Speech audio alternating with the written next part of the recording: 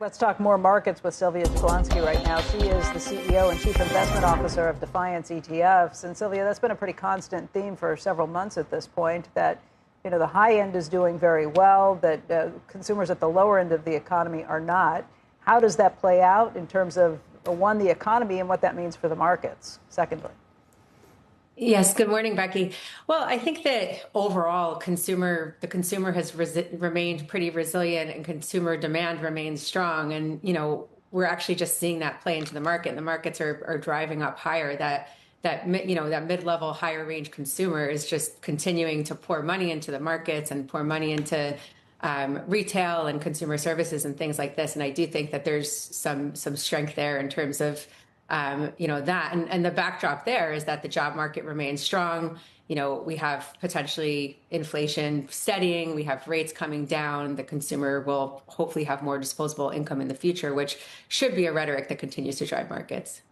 I mean, the other part of it is that the AI spending loop is making such headway right now. All that CapEx is driving things too. And it does have some people wondering if we're in an AI bubble. What are your thoughts on that? I think we're actually in the beginning of an AI boom, and AI is just going to, permeate through all of the different sectors within the market. So what we've seen so far for the last couple of quarters is we've seen CapEx increasing. We've seen some good results. We've seen margin efficiencies, cost reduction, and kind of the benefits of the initial stages of AI. And a few companies have really dominated the space, particularly NVIDIA. And now that's expanding out. So I think that the consumers who did well and benefited from that trade are now thinking about, well, what is the next step in AI?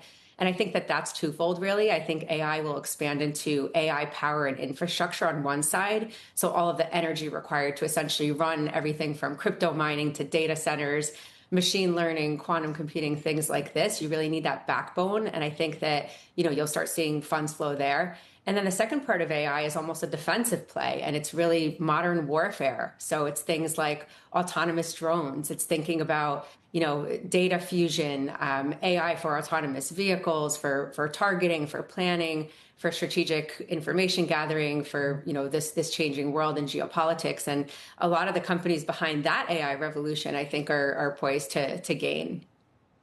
We have seen this play out before, though, where the market appreciates companies spending on growth until it doesn't, and it changes its mind. You can look at a company like Netflix to watch it with the rest of these streaming players, where the market only wanted to see you investing in growth, and then all of a sudden, wait, it doesn't. You can play that back to the dot-com era when consumer companies were building out all of these promises from Webvan and everything else.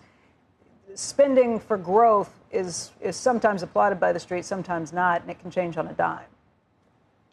Yeah, and you make a great point, and I think that's why every earnings season right now is critical, right? I think the average investor is kind of glued to the screen to see what these large corporations are doing, not only in terms of spending on AI, but what the output of that is. So, you mentioned that could there be a bubble? Could these valuations be too high? I think earnings season is going to be the proof in the pudding for that, and so we're going to see if we actually get these numbers that we're expecting to see here quarter over quarter, and particularly in the Mag 7, right? We're expecting a 12% growth year over year in EPS on 14.8% revenues just on those names. And I think if that delivers, then it plays into the confidence that consumers have about growth and AI leading the charge, because these companies are the big spenders on AI. If we fall short, I think that's when you start to see small pullbacks in this. But that doesn't really change my mind on the future and the outlook of AI. That just, makes me think of good buying opportunities to get into some of these stocks that have just really, risen off of the AI rhetoric.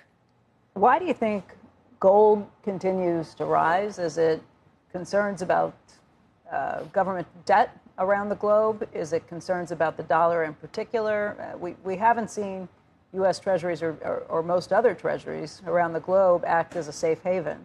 When you see gold rising like this at a meteoric pace like we haven't seen since the 1970s, what does that tell you? Yeah, it's really interesting, right? Because gold used to be kind of that classic inflation hedge, and theoretically anyway, inflation is steadying and coming down, and it could be the currency play, it could be large corporations and banks actually buying the asset. Those are usually some of the big reasons. But what's really interesting is that equities are rallying too, and investors are buying equities and high growth and things like this at the same time. So I think that I think that part of this is just momentum driven. You have this asset class that's just flying, and a lot of investors are getting on that bandwagon. But it's always also just like a static, defensive hedge within a portfolio. And I would argue that Bitcoin is right there as well. So you have investors that have their broad-based equity portfolio, and they always add some gold and crypto. But the performance to date certainly drives that demand.